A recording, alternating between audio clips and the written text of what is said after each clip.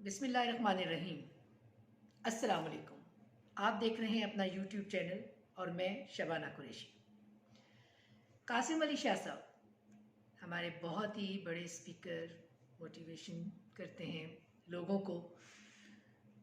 उनके बहुत सारे फॉलोअर हैं। मैं खुद उनके सुनती रहती हूँ, छोटे छोटे क्लिप्स वगैरह। बहुत अच्छी बात करते हैं अपनी यूथ को और अपने लोगों को। काफ़ी अरसे से, आई थिंक बहुत अरसे से उनका नाम एक है पाकिस्तान में, सब उन्हें जानते हैं, पाकिस्तान से बाहर भी जानते हैं।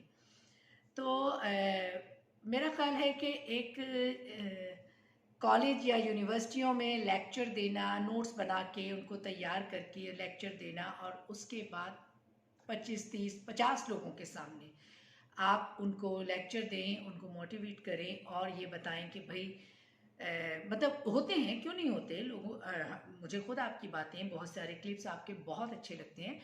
तो मेरा ख्याल है 50 में से, 60 में से या 25 में से कुछ लोग उस चीज़ को सुन के अपने ऊपर तारीफ करके और उसके बाद उस चीज़ के ऊपर चलने की कोशिश करते होंगे। नो डाउट आप बहुत अच्छा काम कर रहे हैं, बहुत ही अच्छा आपका अच्छे उसमें जिक्र आता है।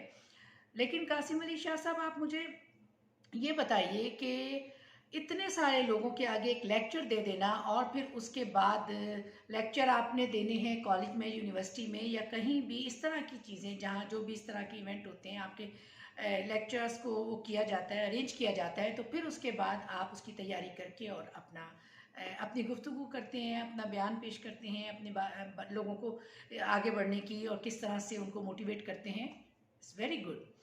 लेकिन लेकिन मुझे एक बात बताइए कि अवाम अवाम के पास कभी आप गए हैं? वो गरीब अवाम, ये वाली नहीं जो कॉलेज यूनिवर्सिटी में बच्चे बैठे होते हैं या स्टूडेंट बैठे होते हैं, उनकी मैं बात नहीं करी। मैं बात कर रही हूँ गरीब अवाम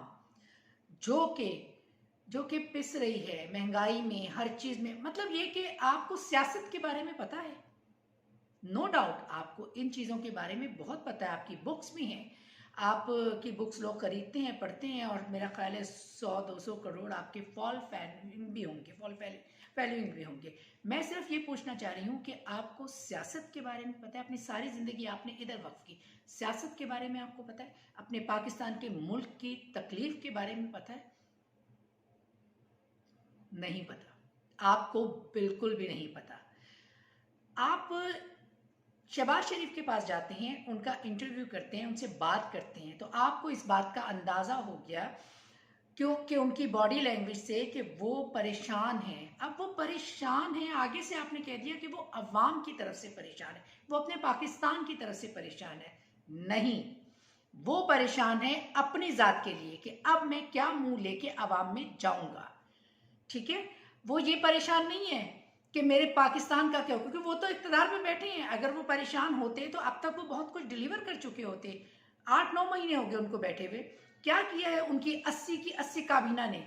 सबसे बड़ी काबीना उनकी है, क्या किया है उन्होंने? आपने ये पूछा उनसे? आप सिर्फ ये वहां से अपना नेगेटिव लेके आ गए कि भाई ये जो है शहबाज शरीफ जो है ना, वो बहुत ज़्यादा परेशान है अपने उस मुल्क की वजह से। जी। फिर आप जाते हैं परवेज़ इलाही साहब के पास, तो परवेज़ इलाही साहब के लिए भी आप इस तरह की बात करते हैं। तो परवेज़ इलाही साहब अब अगर एक सही डगर पे, लाइन पे आ गए हैं तो ये तो बहुत अच्छी बात है। कोई नए लोग तो हमारे पाकिस्तान में नहीं पैदा हो जाएंगे ना एकदम से, होंगे ज़रूर, नई यूथ आएगी आगे से पाकिस्तान को संभालेगी, लेकिन इन्हीं में से कुछ अच्छे लोग अपनी इस्लाह करके अपनी गलतियों को पीछे छोड़ के आगे चलेंगे तो ये मुल्क आगे बढ़ेगा। फिर आप जनाब जाते हैं खान साहब के पास। खान साहब के पास आप बैठते हैं, आपको आदत पड़ी हुई है कि लोगों को मोटिवेट करने की, क्योंकि आप सारी ज़िंदगी इसी चीज़ में रहे हैं कि लोग आपके पास आते हैं, परेशान होते हैं और किसी ना किसी तरह कोई बात करते हैं तो आप उनको एक अच्छा सा लेक्चर दे देते हैं, मोटिवेट कर देते हैं। बहुत अच्छी बात है।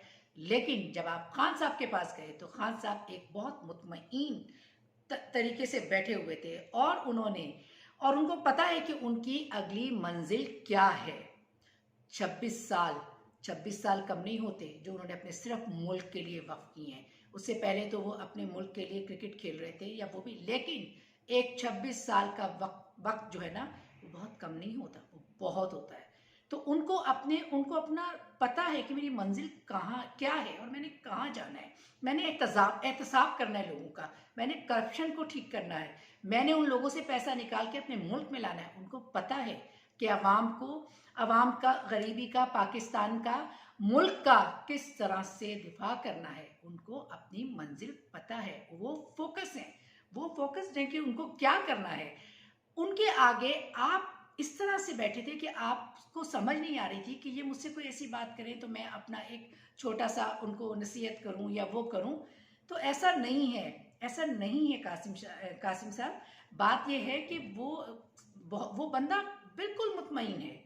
आपको समझ नहीं आई, आप कह रहे हैं कि वो दुनिया में ही चाहते हैं कि उसको हिसाब दे दिया जाए, और जो तो ये तो हकीकत है, वरना फिर ये निज़ाम कैसे होता। एक घर होता है, घर में भी एक बड़े हेड होते हैं, वो घर का निज़ाम बनाते हैं और उसी के तहत सबको लेके चलना होता है।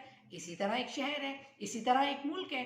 तो उसी में अगर हम अदालत, पुलिस, चोर डाकू को अगर सजा नहीं देगी तो ये निज़ाम कैसे होगा। क्यों कहा है कुरान में कि जो चोरी करे उसका हाथ काट दें, यही तो उन्होंने कहा खान साहब ने। लेकिन आप कहते हैं जी छोड़ दें। अगर इसको छोड़ दें तो यहाँ तो बहुत बुरे हालात हो जाएंगे। वही बात है, आपने जो ये बात की है तो इसका मतलब आपका फोकस नहीं है, आपको पता नहीं है। आप अगर यूथ को ये कहते हैं अपने लेक्चर में कि छोड़ दें, माफ कर दें, बहुत गुड, बिल्कुल सही, वहां ये चल सकता है। लेकिन सियासत में एक लीडर होने के नाते ये नहीं चल सकता। निजाम को आगे चलाने के लिए ये नहीं चल सकता। इसी तरह घर को या शहर को, किसी भी आप जहां भी देख लें, पूरी दुनिया में जहां निजाम है वो कंट्री तरक्की कर रही है। लेकिन जहां पे निजाम नहीं है वो कैसे तरक्की करेगी। तो यहाँ कासिम शाह साहब आप गलत हैं।